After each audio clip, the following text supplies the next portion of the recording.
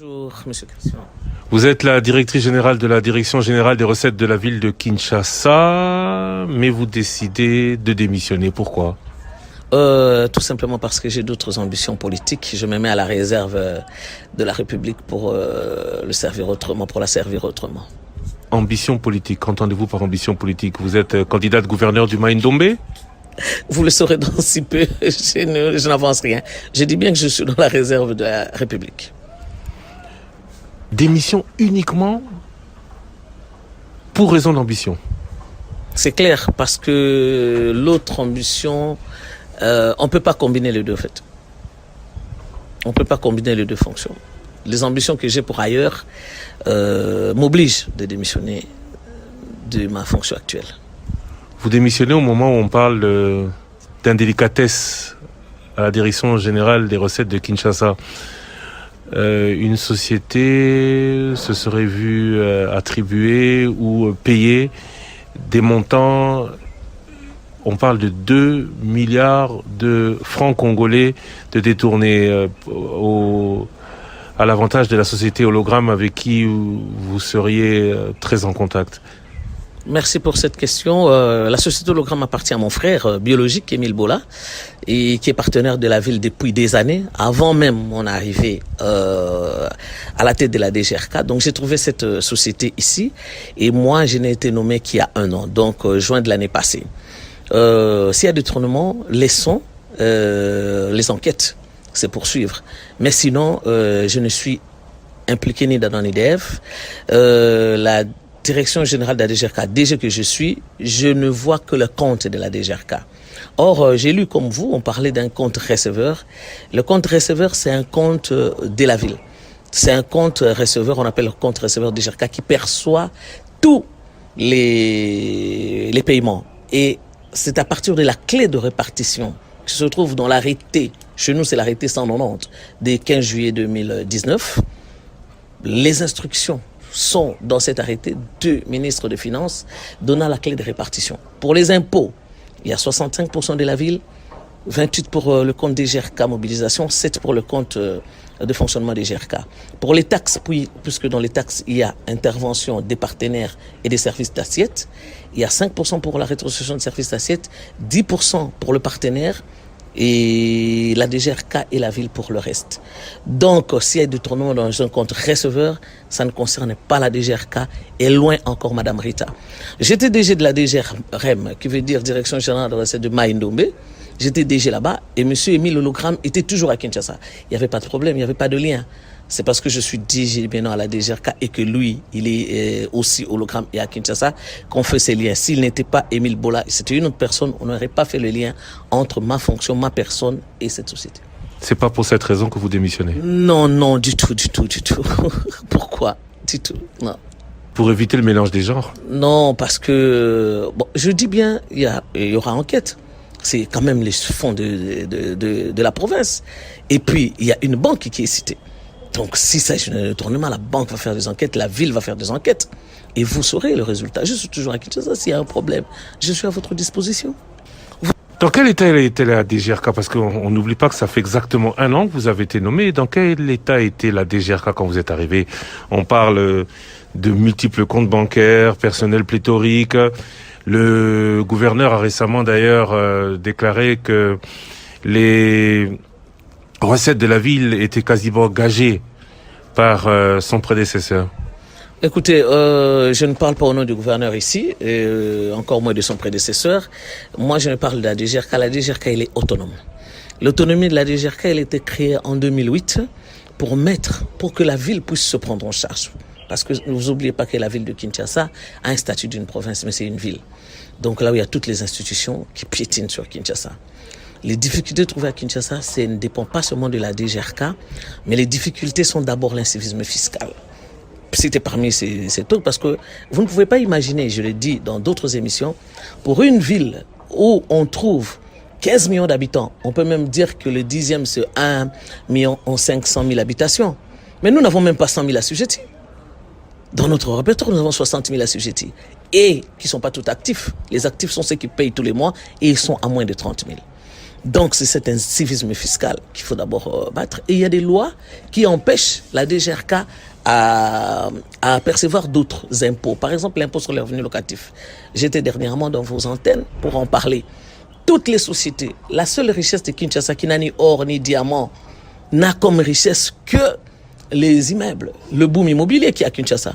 Mais si la DGRK, qui est censée récolter toutes les recettes et canaliser pour mettre le moyen, même de Kinshasa Bompeto, on ne saura pas. Le gouverneur n'a pas ces moyens parce que les gens ne payent pas.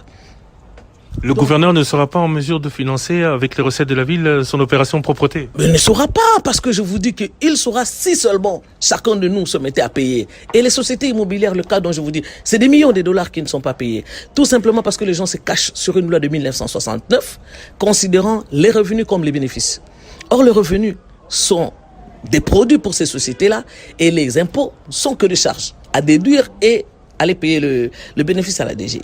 Donc vous voyez qu'il n'y a même pas double taxation sur n'importe quelle matière, mais toutes ces sociétés ne payent pas les impôts sur le revenu. Toutes les concessions que vous voyez ici, tous les immeubles que vous voyez ici se sont transformés en sociétés immobilières et ne payent pas. Ne parlons pas que de ça. L'incivisme, ça concerne qui? Quand nous avons moins de 30 000 assujettis sur 1 500 000 d'habitations. Mais commençons par les autorités de ce pays, de cette ville, pardon. Quand je parle de ce pays, parce qu'on peut trouver aussi des autres autorités qui sont dans les provinces, mais qui ont des biens ici. Parce que les impôts, nous taxons les biens. Donc les biens appartiennent à qui? Les biens ici à la Gombe, par exemple. Ce sont les riches qui ont des biens. Vous n'avez personne qui paye la taxe ici à la Gombe? Je dis bien, il y a des gens qui payent, mais qui payent comment? Non seulement qui minorent, mais il y en a qui ne payent pas. Ça, il faut se le dire. Si on voit le répertoire de la Gombe et on voit le nombre d'habitations qu'il y a à Gombe, je pense que c'est les 1/10 seulement qui paye. Mais la loi vous donne manière d'agir. Vous avez la possibilité de saisir. Nous avons cette grande... Oui, la possibilité de saisir. On ne saisit pas une habitation et des gens habitent dedans. Il faut mettre d'autres contraintes. Des contraintes, par exemple, moi je dis, quelqu'un pour postuler, il faut connaître son compte courant fiscal. Quelqu'un ne peut pas postuler tant qu'il ne paye pas ses impôts, par exemple. Pourquoi est-ce qu'on ne passe pas encore par d'autres contraintes? Nous avons vu beaucoup de contraintes. Quelqu'un qui peut prendre un crédit à la banque, on doit savoir s'il est solvable, s'il paye ses impôts. Des choses comme ça, coupler les informations.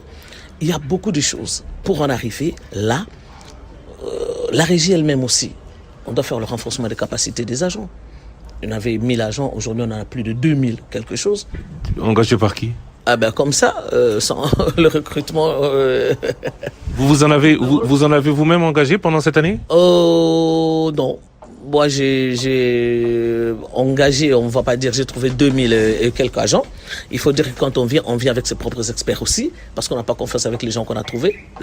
Dire que je n'ai pas pris quelqu'un dans mon cabinet, par exemple, ou quelqu'un sur terrain pour au moins une expertise, ce serait faux. J'ai pris quand même quelques personnes, mais on ne parle pas de 100 personnes. Hein. 30 000 personnes actives, 30 000 assujettis. On a 28 000 quelque chose d'assujettis actifs dans le répertoire du mois passé. Selon vos projections, combien seraient en mesure réellement de payer? C'est ça. Mais il nous faut plus d'un million. Non, je n'ai pas demandé l'objectif à atteindre. Ouais. Combien sont de mauvaise foi et refusent de s'acquitter de leur devoir de payer les taxes? J'ai dit 90% de la population. 90% de la population n'est pas en mesure de payer. Aujourd'hui à la Gombe, allez, on ne reste que dans ce qu'on appelle la République de la Gombe, parce que c'est un peu différent. Combien paye et combien y a-t-il de maisons déjà, pour commencer? Oui, je crois qu'à Gombe, il y a 10 quartiers. Et on a commencé à travailler. On a déjà atteint les 4 quartiers qu'on a fini de travailler avec une ancienne société qui était venue. Parce que je veux avouer que, vu l'urbanisme, donc la façon dont Kinshasa est, pour avoir des données fiables, il nous faut numériser la ville. Il faut un système de numérisation, de cartographie de la ville.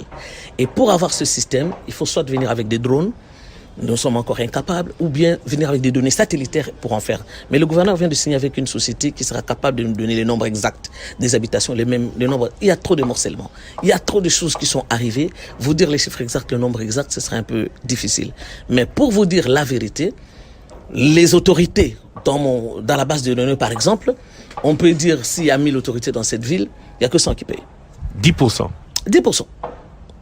10%. On a fait un exemple ici à la gare.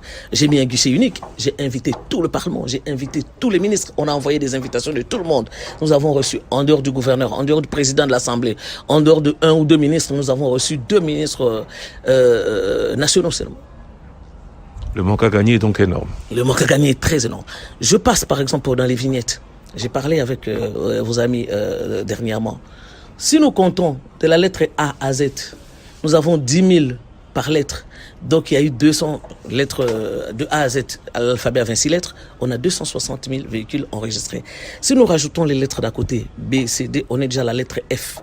10 000, 10 000, 10 000, F c'est 6e lettre d'alphabet. Donc on a encore 60 000. Si on rajoute, ça fera 320 000 véhicules qu'on a identifiés ici à Kinshasa. Ben, pose-moi la question, l'exercice passé des vignettes, pour les 2 exercices, on a vendu combien de vignettes? 74 000. Sur 320 000. 20%. Ah, comme vous le dites. Comment voulez-vous expliquer cet incivisme fiscal? Je crois qu'il faut des contraintes. Je crois qu'il faut des lois qui vont venir abroger ces lois de 69, par exemple, pour l'impôt sur les revenus locatifs dont des millions de dollars sont en train de dormir. Je crois qu'il y a des contraintes pour les vignettes. On peut mettre ensemble. Moi, j'ai vu ça quand je suis parti à Abidjan, par exemple. Comment est-ce qu'on fait pour numériser ou pour cartographier et le coupement des informations? Vous allez faire le raccordement des eaux, l'information part au fisc. Vous allez mettre le courant chez vous, vous déménagez, l'information part. Directement, on sait qui habite où, qui achetait quoi. Et directement, ça se fait comme ça. Donc, je pense que avec toutes ces informations, se mettre ensemble avec les régies dites centrales, du gouvernement central, la DG ou quoi, pour se mettre ensemble pour créer des plateformes où on va favoriser non seulement la double taxation des impôts aux assujettis, mais aussi harmoniser pour qu'on ait des guichets uniques, un seul guichet unique par exemple, on pourra payer la patente qui est payée et à la DGI et à la DGRK.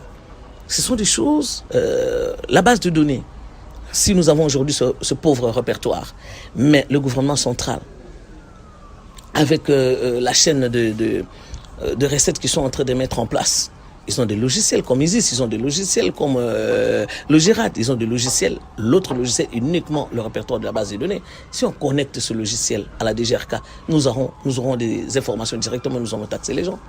Parlons chiffres. Quels sont les revenus de la Direction générale des recettes de Kinshasa? Revenus globaux. Voilà. Écoutez, depuis la création, nous avons trouvé 11 années après, donc nous sommes venus en 2019, nous avons trouvé que tous les mois de janvier, février, puisqu'il y avait la grande échéance, en février le 10, il y avait toujours entre 7 et 8 milliards de francs congolais, stable pour tous les mois de janvier. Et les autres mois, on a entre 3 milliards et 5 milliards de francs. Et ça ne changeait pas parce que ce sont les mêmes personnes qui payaient la même chose. Ça, vous parlez de la part, parce que vous avez parlé de la clé de répartition 65-35, là vous parlez de la part du total. Oui, du total, de la ville, qu'on met à la disposition de la ville. Donc 4 millions maximum. Pour, dans le taux d'aujourd'hui, donc dans le temps, ça faisait peut-être 5 millions, seulement pour le mois de janvier. Mais pour les autres mois, c'était moins. C'était 3 millions de dollars par mois que la ville mettait à la disposition de l'autorité urbaine. Donc, nous avons fait, en 2020 ici, pour notre échéance, c'est pour la première fois de l'histoire de la DGRK, on a produit quand même 15 milliards de francs congolais. Le double. Pour le mois là, on a doublé. Mais tout simplement parce qu'on a été à la gare, tout simplement parce qu'on avait approché d'autres assujettis qu'on n'avait pas encore approchés. On a fait des porte-à-porte. On a été, et les gens qui ne savaient pas encore c'était quoi l'impôt, il y en a qui me posaient même la question à la cité. Donc, il faut aussi la sensibilisation, et ça demande des coups chez vous aussi, et partout dans les presses. Donc, il faut sensibiliser les textes légaux. C'est quoi la DGRK? Il faut le dire aux gens qui ne savent pas, et les gens ne savent même pas qu'il faut payer pour que la ville se développe. Peut-être parce que les gens ne voient aucun retour de leurs taxes. Oui, redevabilité. Mais je promets aux gens qu'ils ont déjà vu la preuve du gouverneur Ngobila, rien que par Elengue, ça par exemple. C'est avec des fonds propres. Donc, il n'y a pas assez, mais il se bat pour faire des choses. J'ai travaillé avec cet homme, je sais qui il est, et je vous assure que si vous continuez à lui faire confiance, Kinshasa va devenir Kinshasa Bopeto. Vous continuez à lui faire confiance, mais vous démissionnez. Oui, parce que lui aussi continue à me faire confiance. Et il sait que partout où j'irai, je serai avec lui. Au bout d'un an, vous avez acquis une certaine expérience, vous savez ce qu'il faut faire, vous pensez que c'est le meilleur moment pour l'aider, puisque vous avez toujours confiance en lui, puisqu'il a toujours confiance en vous. Vous pensez que plutôt que d'initier réforme pour que Kinshasa rentre dans ses droits, il faut penser perso. Oui, je serai toujours au service de compatriotes. Voilà. Je serai toujours à leur service. Votre successeur, vous lui dites... Tout simplement aider autrement le Congolais. Votre successeur, vous allez lui dire quoi? D'initier ces réformes? Quel espoir il y a? Je vais lui dire de se battre. Kinshasa peut s'autofinancer et s'autodévelopper grâce à ses moyens. Pour ce boom immobilier, qui ne lâche pas avec les impôts sur le revenu locatif, qu'il aille avec ça jusqu'au bout, c'est des millions qui dorment. Pour les vignettes, qu'il fasse ce que moi j'ai fait, mais encore plus.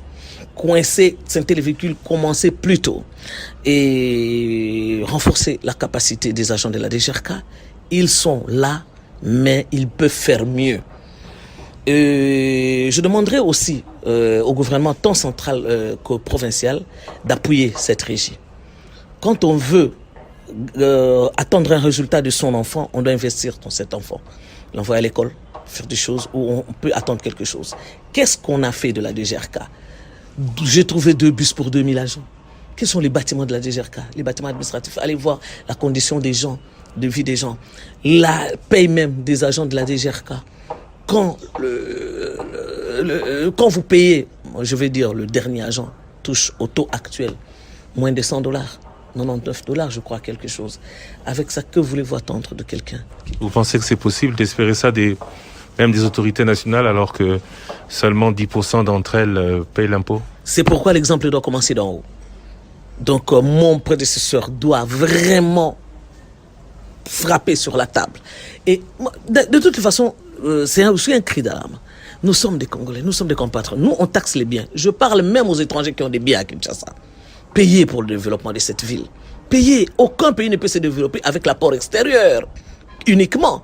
On veut bien l'apport extérieur, mais nous-mêmes, on peut se développer. Nous avons cette terre, nous avons ce boom immobilier. Vous venez construire, vous gagnez là-dessus, payez. Et les Congolais doivent savoir aussi, eux d'eux-mêmes, que les taxes sont ponctuelles.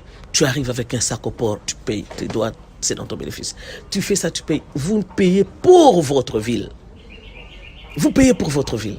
Mais vraiment, j'insiste sur ça, qu'on mette les moyens à la DGRK, qu'on mette les agents à l'aise, qu'on voie un peu la situation salariale des agents, qu'on voie les conditions de travail, qu'on voie tout ça. Moi, j'ai fait ce que j'ai pu. Je suis venu en juin. En septembre, il y avait la rentrée scolaire. On a dû payer à plus de 2000 agents, 150 000 francs par agent. En décembre, j'ai dû donner les vivres pour chaque famille. Chaque personne a dû amener un carton de poulet, un sac de riz par agent pour tous les 2000 et quelques agents. Et arriver à la grande échéance, puisqu'ils ont l'habitude de donner double salaire à ces agents. L'année passée, ils n'en avaient pas eu avant nous. Mais cette année, quand moi j'ai vu qu'on a travaillé le double, qu'est-ce que j'ai fait pour doubler les salaires? Les agents m'ont conseillé, ils ont dit, madame, pour celui qui touche des millions, les cadres, si vous doublez, il a doublement des millions. Mais tandis que nous, qui ne touchons que 300 000 ou 200 000, si vous doublez, nous prenons que le 200 en plus. C'est mieux de prendre cette enveloppe parce que l'effort a été global, de diviser par le nombre d'agents. Et chaque agent, cadre ou agent, ils ont reçu 340 000 francs par personne. Les autres, c'était même plus que leur salaire. Donc, je pense qu'on a dû faire ce qu'on a fait. On a trouvé beaucoup de dettes. On a cristallisé les dettes. On a pris une société d'audit. Et là, on a payé depuis que nous sommes là. Les salaires sont devenus réguliers. Du moins depuis que je suis là jusqu'aujourd'hui. Si aujourd'hui, je démissionne aujourd'hui le 7 juillet, les salaires de juin ont déjà été payés. Donc, depuis que je suis là de juin à juin, les 12 mois, j'ai payé les 12 mois. De cadres jusqu'aux agents. Parce qu'avant, on payait des cadres. Maintenant, les agents seront payés le mois prochain. Donc, ils ont tous été payés. Les dettes des arriérés d'avant ont été cristallisées parce qu'on a payé beaucoup de choses à la fois pendant l'année et les primes et tout ça là. Donc, on programmait de payer des arriérés fractionnellement plus tard. Donc, je n'ai pas eu le temps de les faire. J'ai dit à celui qui viendra après moi d'essayer de voir ça et de les faire, la vie sociale des agents.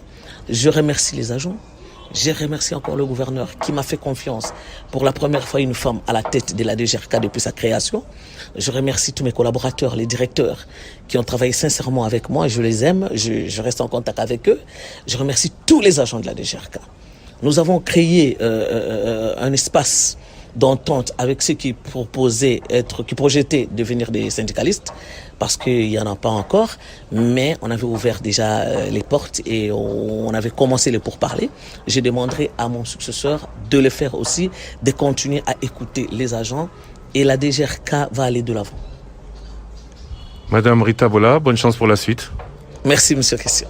Je vous remercie. À moi de vous remercier.